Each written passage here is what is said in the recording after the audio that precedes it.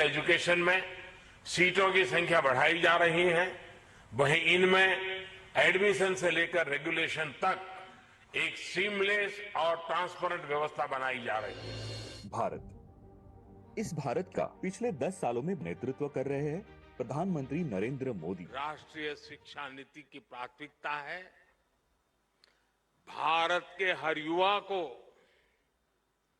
समान शिक्षा मिले, शिक्षा के समान अवसर मिले। करोड़ों भारतवासियों के अच्छे स्वास्थ्य के लिए केंद्रीय स्वास्थ्य एवं परिवार कल्याण मंत्री श्री JP नड्डा की अगुवाई में नई नीतियों को बनाना इस सोच का एक हिस्सा है। केंद्र सरकार की इन्हीं नीतियों को अंजाम तक ले जाने का काम एकनाथ शिंदे के नेतृत्व में महाराष्ट्र की सरकार बखूबी कर रही है। देवेंद्र फडणवीस की रणनीति, अजित पवार की दूरदर्शिता और चिकित्सा शिक्षा मंत्री हसन मुशर्रफ के अथक परिश्रम का परिणाम अब दिखने लगा है। स्वास्थ्य एवं परिवार कल्याण मंत्रालय नई दिल्ली और चिकित्सा शिक्षा विभाग महाराष्ट्र सरकार ने राज्य में 10 नए सरकारी मेडिकल कॉलेज को मंजूरी दी है।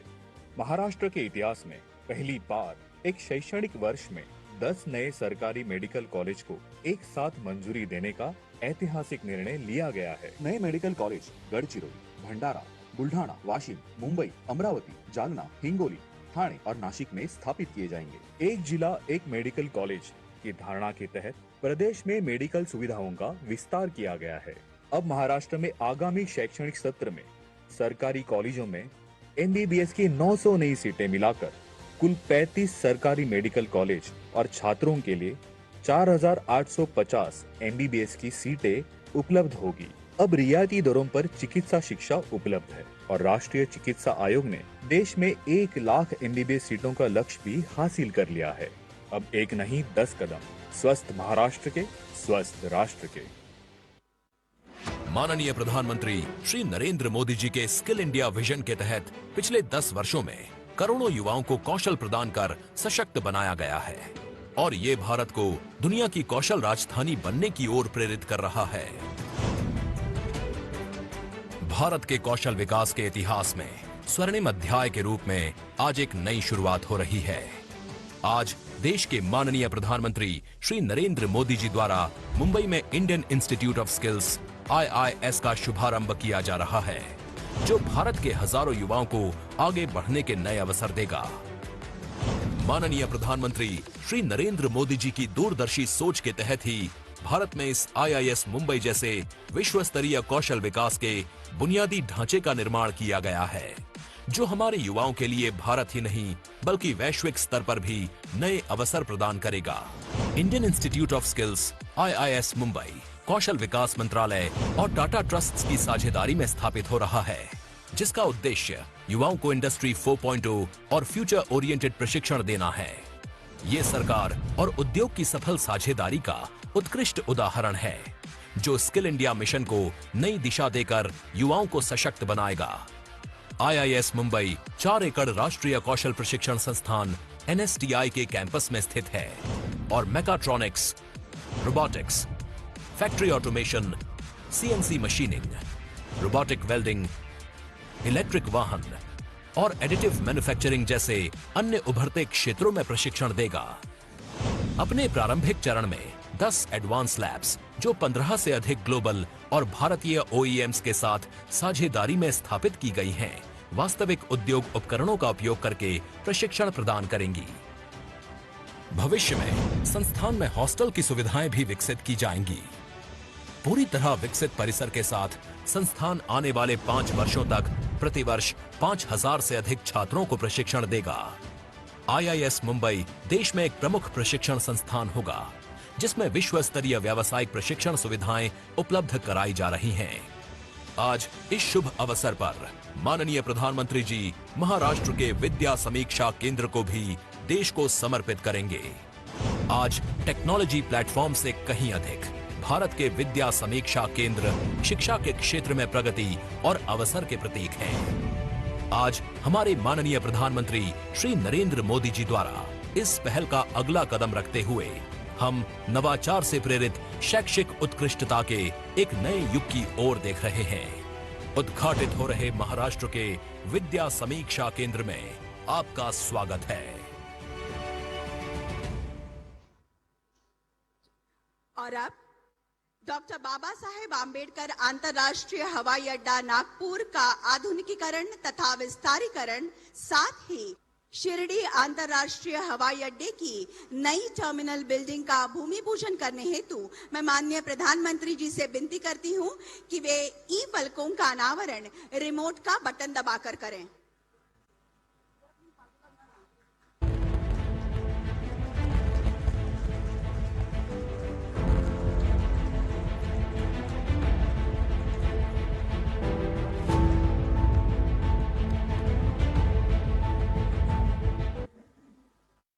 और अब इन परियोजनाओं पर आधारित एक लघु फिल्म चलेगी।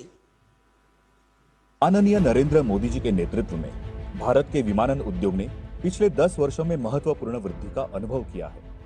देश में परिचालन हवाई अड्डों की संख्या 2014 में 74 से दोगुनी होकर 2024 में 157 हो गई है और लक्ष्य 2047 तक इस संख्या को 350 से 400 तक बढ़ाने का है।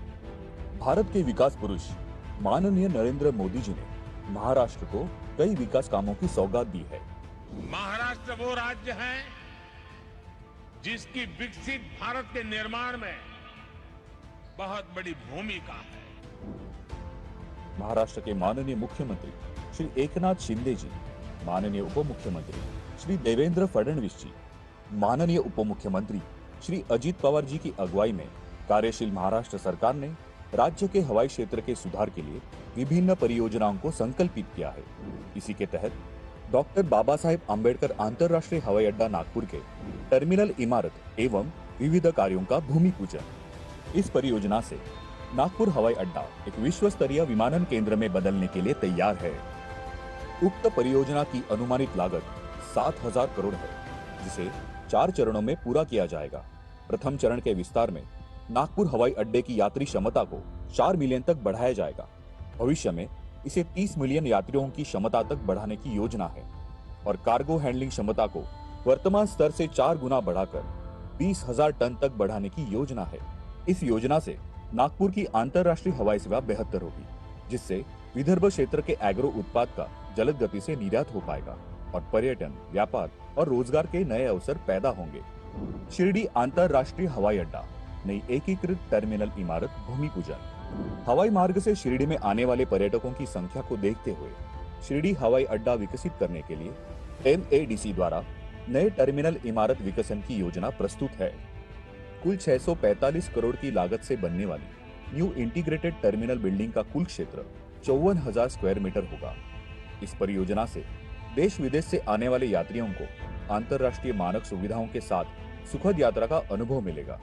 शिरडी में धार्मिक पर्यटन को बढ़ावा मिलेगा और स्थानीय लोगों के रोजगार निर्माण में वृद्धि होगी। इन परियोजनाओं से हवाई क्षेत्र के उत्थान के साथ विकास की ऊंची उड़ान भरने के लिए महाराष्ट्र राज्य तैयार है।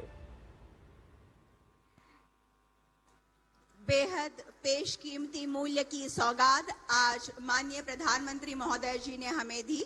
हम उनके प्रति आभार प्रकट करते हैं और अब महाराष्ट्र के मुख्यमंत्री माननीय श्री एकनाथराव शिंदे जी हमें माणगाव रायगढ़ से संबोधित करेंगे। नमस्कार। आजच्या विमानतळ आणि मेडिकल कॉलेजच्या लोकार्पण भूमिपूजन प्रसंगी उपस्थित देशाचे लोकप्रिय आणि यशस्वी आज जिनकी लोकप्रियता आसमान को छू रही है, ऐसे हमारे आदरणीय प्रधानमंत्री नरेंद्र मोदी जी का मैं महाराष्ट्र की जनता की ओर से हृदय से स्वागत करता हूं, उनका अभिनंदन करता हूं।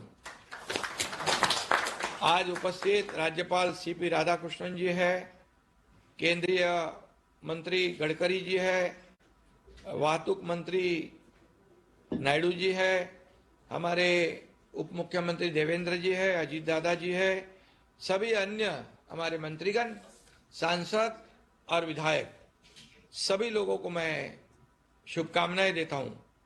और सबसे पहले हरियाणा में मिली शानदार जीत के लिए मोदी जी का मैं बहुत बहुत अभिनंदन करता हूं। सचमुच जीत हो तो ऐसी हो। एग्जिट पोल के आंकड़े देखकर कांग्रेस के लोग जलेबी बांटने लगे थे, उनके मन में लड्डू फूट रहे थे, लेकिन आखिरकार उनके अहंकार का गुब्बारा हरियाणा की जनता और मोदी जी ने फोड़ दिया। इसलिए मैं फिर एक बार धन्यवाद देता हूं। मोदी जी भारत के मन की बात जानते हैं। मोदी जी भारत के जनमन में समाये हुए हैं। जब भी विकास की बात होती है तो बस मोदी जी की बात होती है और मोदी जी की याद आती है। आज नागपुर में स्थित doctor Baba Saheb Ambedkar international airport और शिरडी एयरपोर्ट के इंटीग्रेटेड टर्मिनल का भूमि पूजन आदरणीय मोदी जी के कर कमलों से हो रहा है।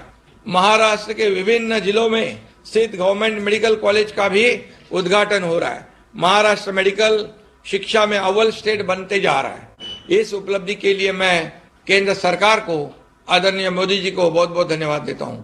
सबका साथ सबका विश्वास, इसी मंत्र के साथ मोदी जी ने काम शुरू किया। हमारे लिए यह मंत्र एक मार्गदर्शक दीप स्तंभ की तरह है। मोदी जी का साथ, मोदी जी का विश्वास ही हमारी सफलता का मंत्र है। महाराष्ट्र में विकास का यह पर्व लाने के लिए हमें उन्होंने हमेशा सहयोग दिया है, हमारा मार्गदर्शन किया है। नागपूरच्या महामानव डॉक्टर बाबासाहेब आंबेडकर इंटरनॅशनल एअरपोर्टवर लवकरच 100 विमानांची व्यवस्था होणार आहे आणि दरवर्षी 14 लाख प्रवासी प्रवास करणार आहेत। 9 लाख मेट्रिक टनाची माल वाहतूक शक्य होणार आहे। नागपूर विमानतळाच्या विस्तारामुळे विदर्भ हे आंतरराष्ट्रीय व्यापार, उद्योग आणि तंत्रज्ञानाचं केंद्र होण्यास मदत होणार आहे। त्यातून अधिक परकीय गुंतवणूक भारताकडे येईल। मोठ्या प्रमाणात रोजगार निर्मिती होऊन त्याचा देशाच्या विकासाला हातभार लागेल। साईबाबांच्या पदस्पर्शाने पावन झालेल्या शिर्डीला आंतरराष्ट्रीय स्तरावर महत्व आहे। संपूर्ण देशातून, जगभरातून साई भक्त शिर्डीला येतात। आध्यात्मिक दृष्ट्या एक तीर्थस्थळ म्हणून जग शिर्डीकडे पाहते आणि आपण इथे 650 कोटी खर्च करून एकीकृत टर्मिनल उभारतो आहोत। शिर्डीतलं पर्यटन त्यामुळे वाढेल, रोजगार आणि सेवा संधी वाढेल। 55 कोटी रुपये खर्च करून शिर्डी विमानतळावर कार्गो कॉम्प्लेक्स उभारलं जात आहे। शिर्डी आणि आसपासच्या शेतकऱ्यांना त्यामुळे व्यापाराची संधी उपलब्ध होणार आहे। महाराष्ट्रात आता एमबीबीएसच्या सर्वात जास्त जागा आहेत। देशातील सर्वाधिक मेडिकल कॉलेजेस महाराष्ट्रात आहेत। 2014 पूर्वी देशामध्ये फक्त 387 मेडिकल कॉलेज होती। आता गेल्या 10 वर्षात ती संख्या 706 वर गेलेली है। मेडिकल कॉलेज बढ़ गए और एयरपोर्ट पहले 2014 से पहले 74 थे, उसमें और 75 की बढ़ोतरी होकर अब 150 के पार हमारे एयरपोर्ट गए हैं। केंद्रातील सशक्त सकारात्मक धोरणामुळे शक्य झालेलं आहे। एकाच दिवशी 10 मेडिकल कॉलेजचं उद्घाटन हा एक रिकॉर्ड है और महाराष्ट्र हमेशा रिकॉर्ड करने की आदत महाराष्ट्र को है। आपके मार्गदर्शन में विकास आणि लोककल्याणकारी निर्णयामध्येही महाराष्ट्राचं विक्रम केलेत। राज्यातील 12 कोटी जनतेसाठी 5 लाख रुपयापर्यंतचा आरोग्य विमा काढणारं महाराष्ट्र हे देशातील पहिलं राज्य आहे आणि म्हणून डबल इंजिन सरकारमुळे गेल्या 2 वर्षात या कामांना वेग आलाय। विकासाचे कुठलेही काम आम्ही आदरणीय मोदीजींकडे घेऊन गेलो ते कधी ना म्हणाले नाही। त्यांच्या डिक्शनरीमध्ये नो आणि नाही हा शब्द नाही आणि म्हणून त्यांना मी मनापासून धन्यवाद देतो। मैं और एक खुश खबर आज यहाँ देने जा रहा हूँ।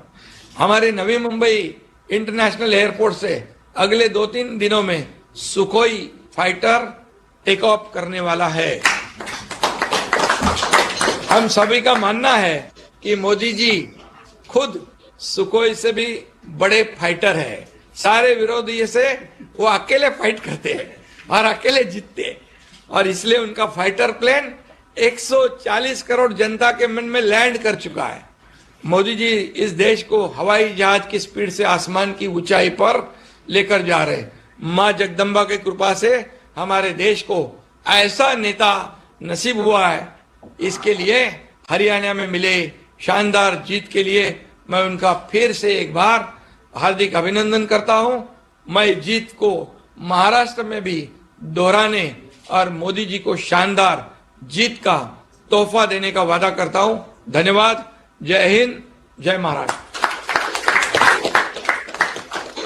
धन्यवाद माननीय मुख्यमंत्री महोदय जी। और अब भारत के प्रधानमंत्री माननीय श्री नरेंद्र मोदी जी से मैं सविनय प्रार्थना करती हूं कि आज के इस अत्यंत आनंद के तथा महत्वपूर्ण अवसर पर वे अपनी ओजस्वी वाणी तथा बहुमोल विचारों से हमें अनुग्रहित करें।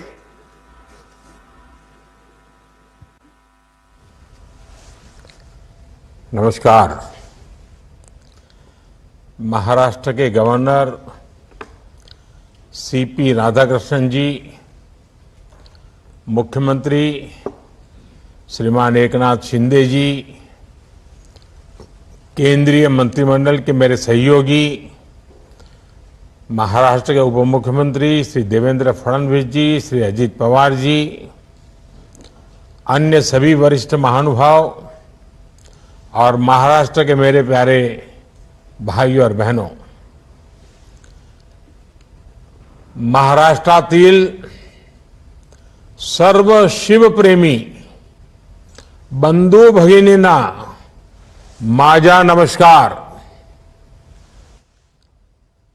आज महाराष्ट्र को 10 मेडिकल कॉलेज की सौगात मिल रही है। नागपुर एयरपोर्ट के आधुनिकीकरण और विस्तार का काम, शिरडी एयरपोर्ट के लिए एक टर्मिनल बिल्डिंग का निर्माण, आज इंफ्रास्ट्रक्चर से जुड़े इन 2 अहम प्रोजेक्ट्स का शिलान्यास भी हुआ है। मैं इन सभी विकास कार्यों के लिए महाराष्ट्र के लोगों को बहुत बहुत बधाई देता हूं। अभी पिछले हफ्ते ही मैं ठाणे और मुंबई गया था।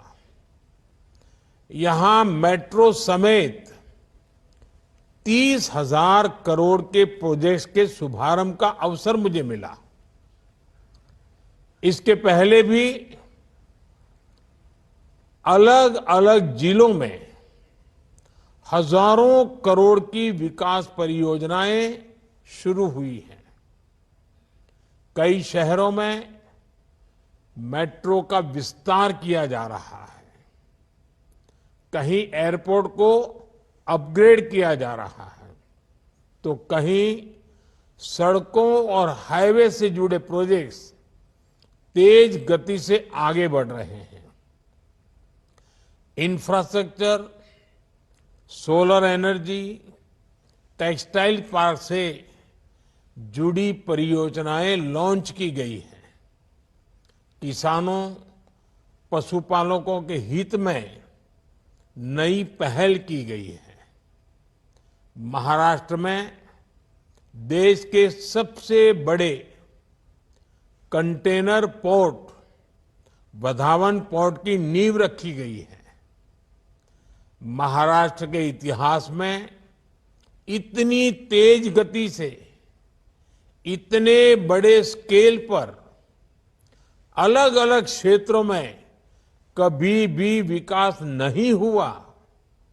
हां, यह बात अलग है कि कांग्रेस के राज में इतनी ही तेज गति से, इतने ही स्केल पर अलग अलग क्षेत्रों में भ्रष्टाचार जरूर होता था। भाइयों और बहनों, कुछ दिन पहले ही हमने मराठी भाषा को अभिजात भाषा का दर्जा दिया। जब एक भाषा को उसका गौरव मिलता है, तब सिर्फ शब्द नहीं बल्कि पूरी पीढ़ी को नए बोल मिलते हैं। करोड़ों मराठी मानुस का दशकों पुराना सपना पूरा हुआ। महाराष्ट्र के लोगों ने जगह जगह इसकी खुशी मनाई। आज महाराष्ट्र के गांव गांव से मुझे खुशी के संदेश भी भेज रहे हैं। महाराष्ट्र के लोग अपने संदेशों में मराठी को अभिजात भाषा का दर्जा देने के लिए मुझे ढेर सारे धन्यवाद दे रहे हैं। लेकिन मैं बताना चाहता हूं, ये काम मैंने नहीं, आप सबके आशीर्वाद ने किया है। महाराष्ट्र के विकास का हर प्रयास छत्रपति शिवाजी महाराज, बाबा साहब आम्बेडकर, ज्योतिबा फुले, सावित्रीबाई फुले जैसी विभूतियों के आशीर्वाद से हो रहा है। साथियों, अभी कल ही हरियाणा और जम्मू कश्मीर के चुनाव परिणाम आए हैं। हरियाणा ने बता दिया है देश का मूड क्या है, मिजाज क्या है। 2 बार कार्यकाल पूरा करने के बाद लगातार तीसरी बार चुनकर आना ऐतिहासिक है। कांग्रेस का पूरा इकोसिस्टम, अर्बन नक्सल का पूरा गिरोह जनता को गुमराह करने में जुटा था, लेकिन कांग्रेस की सारी साजिशें ध्वस्त हो गई। उन्होंने दलितों के बीच झूठ फैलाने की कोशिश की, लेकिन दलित समाज ने इनके खतरनाक इरादों को भांप लिया। दलितों को एहसास हो गया कि कांग्रेस उनका आरक्षण छीनकर अपने वोट बैंक को बांटना चाहती है। आज हरियाणा के दलित वर्ग ने बीजेपी को रिकॉर्ड समर्थन दिया है। हरियाणा के ओबीसी बीजेपी के विकास कार्यों को देखकर उसके साथ है। कांग्रेस ने किसानों को भड़काया, लेकिन किसानों को पता है कि उसे फसलों पर एमएसपी किसने दी। हरियाणा के किसान बीजेपी की किसान कल्याण योजनाओं से खुश है। कांग्रेस ने युवाओं को टारगेट किया और अलग अलग तरीके से उन्हें भड़काने की कोशिश की, लेकिन हरियाणा के नौजवान, हमारी बहनें, बेटियां अपने उज्जवल भविष्य के लिए भाजपा पर ही भरोसा कर रहे हैं। कांग्रेस ने सारे हथकंडे अपनाए, लेकिन हरियाणा की जनता ने दिखा दिया वो अब कांग्रेस और अर्बन नक्सल के नफरती षड्यंत्रों का शिकार नहीं होने वाले। साथियों, कांग्रेस हमेशा बांटो और सत्ता पाओ के फॉर्मूले पर चली है। कांग्रेस ने बार बार ये सिद्ध किया है कि वो एक गैर जिम्मेदार दल बन गया है।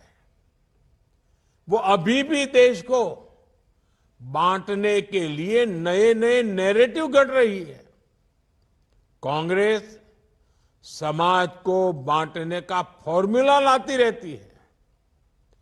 कांग्रेस देश के मतदाताओं को गुमराह करने से बाज नहीं आ रही। कांग्रेस का फॉर्मूला साफ है कि मुसलमानों को डराते रहो, उनको भय दिखाओ, उनको वोट बैंक के कन्वर्ट करो और वोट बैंक को मजबूत करो। कांग्रेस के एक भी नेता ने आज तक कभी नहीं कहा कि हमारे मुस्लिम भाई बहनों में कितनी जातियां होती हैं।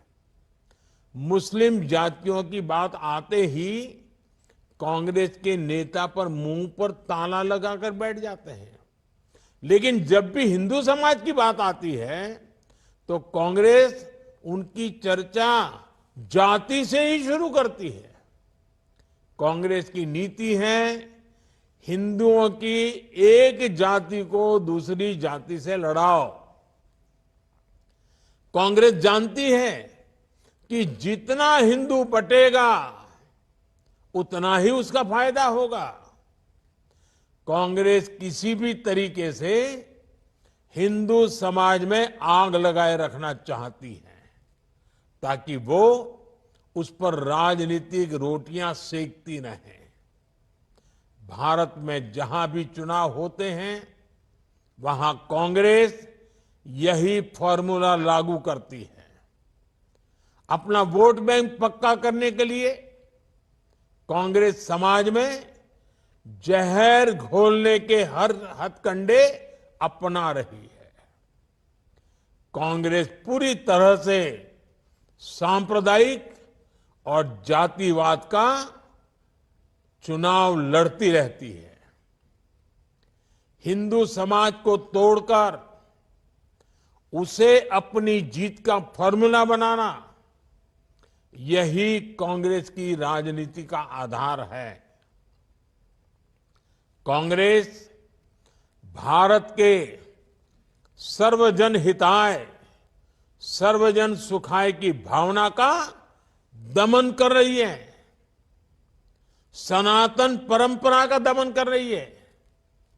जिस कांग्रेस ने इतने वर्षों तक देश पर राज किया, वो सत्ता में वापसी के लिए इतनी बेचैन है कि हर रोज नफरत की राजनीति कर रही है। कांग्रेस की पुरानी पीढ़ी के नेता भी बेबस है, असहाय है कि उनकी इस पार्टी की क्या स्थिति हो गई है। कांग्रेस की ये स्थिति होने वाली है। कांग्रेस नफरत फैलाने की सबसे बड़ी फैक्ट्री बनने वाली है। ये गांधी जी ने आजादी के बाद ही समझ लिया था। इसलिए ही गांधी जी ने कहा था कि कांग्रेस को खत्म कर देना चाहिए। कांग्रेस खुद खत्म नहीं हुई, लेकिन आज देश को खत्म करने पर तुली हुई है। इसलिए हमें सावधान रहना है, सतर्क रहना है।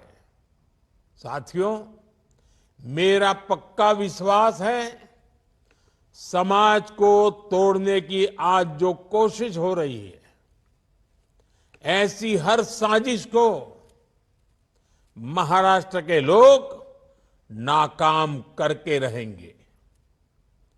महाराष्ट्र के लोगों को देश के विकास को सर्वोपरि रखते हुए एकजुट होकर बीजेपी महायुति के लिए वोट करना है। हरियाणा तर भाजपा जिंकली, आता महाराष्ट्रात यापेक्षा मोठा विजय मिलवायचा आहे। साथियों, पिछले 10 वर्ष में हमने देश के विकास के लिए आधुनिक इंफ्रा बनाने का एक महायज्ञ शुरू किया है। आज हम सिर्फ बिल्डिंग नहीं बना रहे हैं, हम एक स्वस्थ और समृद्ध महाराष्ट्र की नींव रख रहे हैं। एक साथ 10 नए सरकारी मेडिकल कॉलेजों की शुरुआत, ये केवल 10 नए संस्थानों को तैयार करना नहीं है, ये लाखों लोगों के जीवन को बेहतर बनाने का महायज्ञ है। ठाणे, अंबरनाथ, मुंबई, नासिक, झालना, बुल्ढाणा, हिंगोली, वाशिम, अमरावती, भंडारा और गढ़चिरौली, ये मेडिकल कॉलेज इन सभी जिलों में और आसपास के क्षेत्रों में लाखों परिवारों की सेवा का केंद्र बनेंगे। इनके चलते महाराष्ट्र में 900 मेडिकल सीटें बढ़ रही हैं।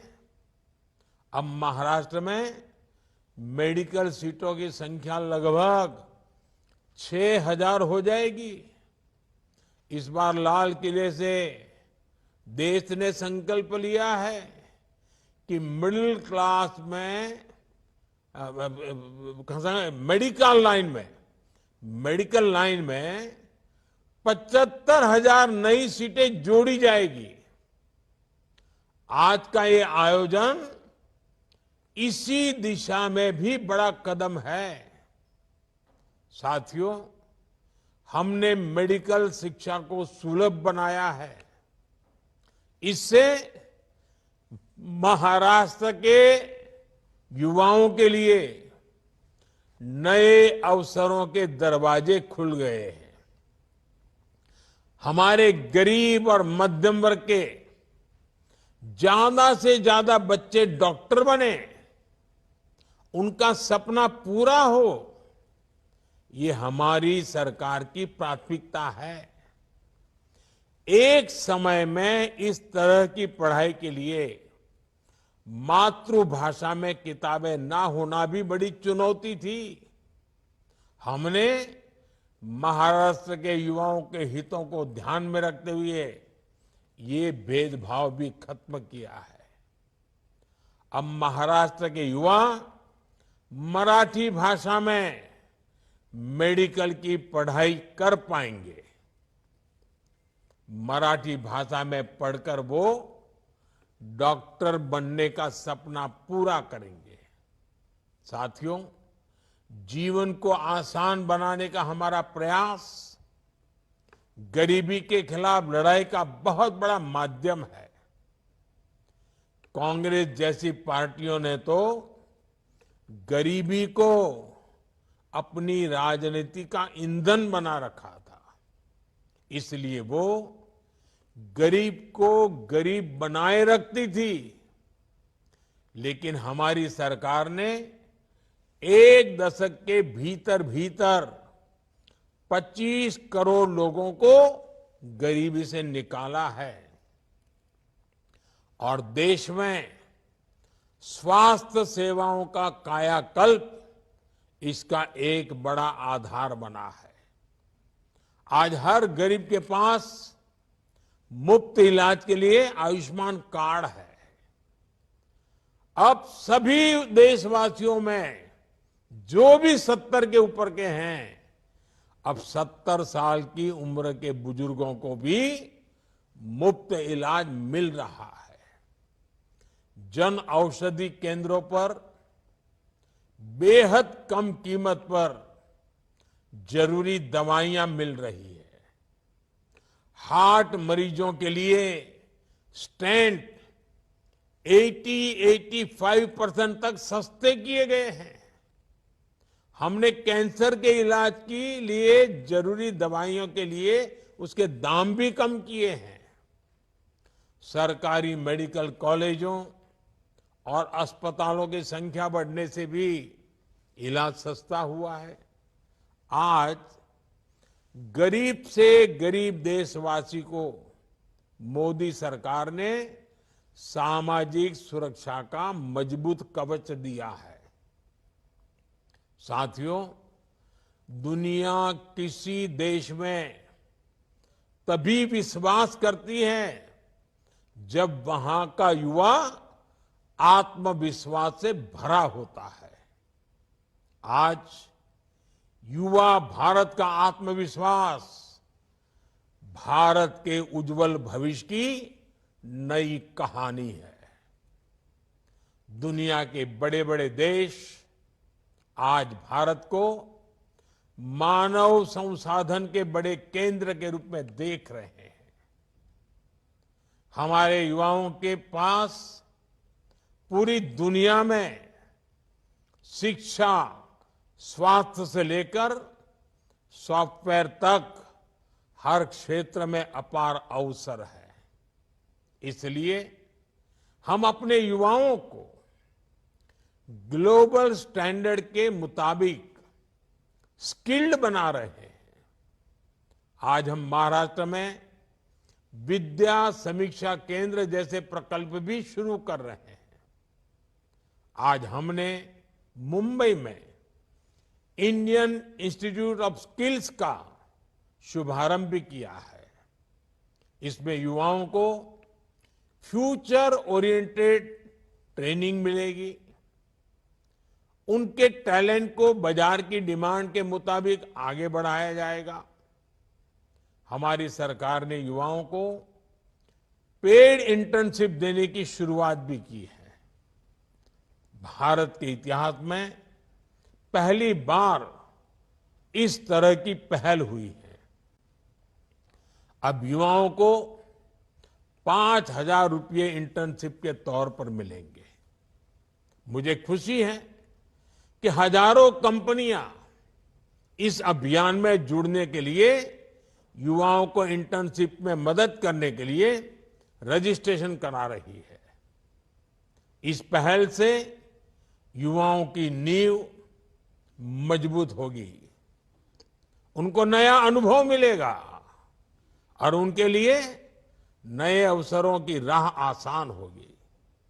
भाइयों और बहनों, युवाओं को लेकर भारत जो प्रयास कर रहा है, उसके परिणाम भी लगातार सामने आ रहे हैं।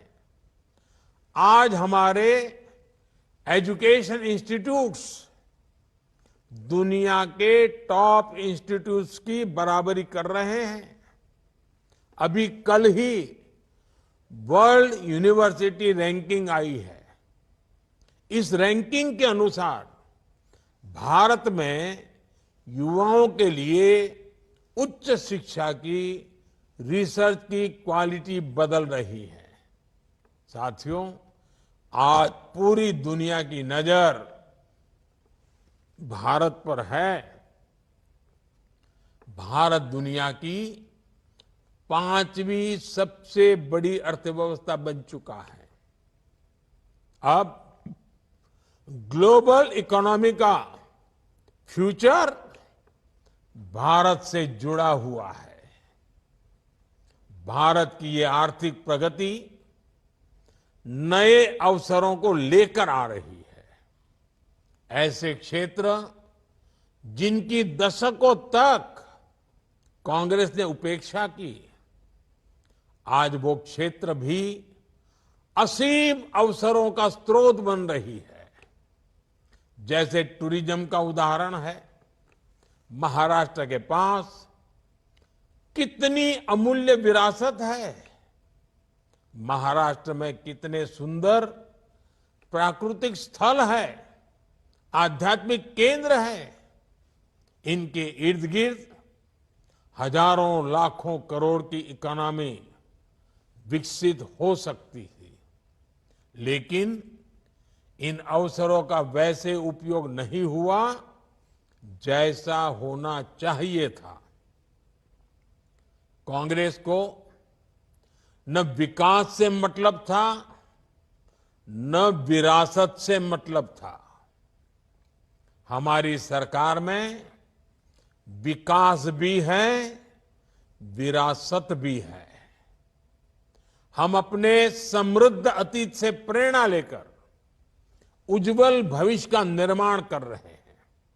इसलिए आज शिरडी एयरपोर्ट के लिए नए टर्मिनल बिल्डिंग का शिलान्यास, नागपुर एयरपोर्ट का आधुनिकीकरण, ऐसे ही कितने ही विकास कार्य आज अनवरत महाराष्ट्र में चल रहे हैं। शिरडी एयरपोर्ट के नए टर्मिनल से साईं बाबा के भक्तों को काफी सुविधा होगी। देश विदेश से बड़ी संख्या में श्रद्धालु यहां आ सकेंगे। कुछ ही दिन पहले मैंने अपग्रेडेड सोलापुर एयरपोर्ट का लोकार्पण भी किया था। जब श्रद्धालु एक जगह आएंगे, शनि शिंगणापुर, तुलजा भवानी, कैलाश मंदिर जैसे आसपास के दूसरे स्थानों पर भी जरूर जाएंगे। इससे महाराष्ट्र की पर्यटन इकोनॉमी को बूस्ट मिलेगा, रोजगार के अवसर बढ़ेंगे।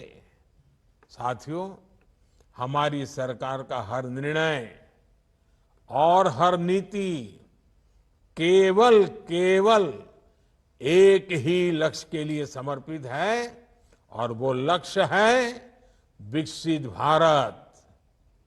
और इसके लिए हमारा विजन है गरीब, किसान, युवा और महिलाओं का कल्याण।